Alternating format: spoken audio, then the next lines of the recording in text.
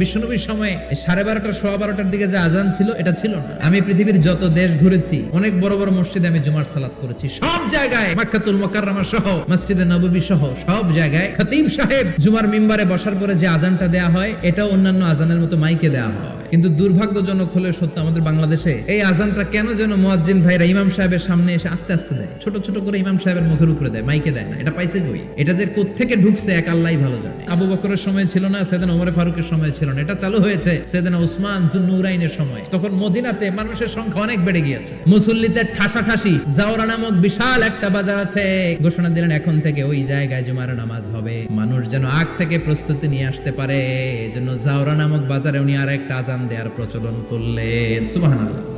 সেখান থেকে আজ অবধি আমরা এই অতিরিক্ত আজানটা দিয়ে থাকি। এটা নবীর সুন্নাত না, এটা সাহাবীর সুন্নাত। বিশ্ব নবীর সুন্নাহ মেনে নেওয়া যেমনি আবশ্যক, 4 খলিফার থেকে পাওয়া সুন্নাতগুলো মেনে নেওয়া আবশ্যক।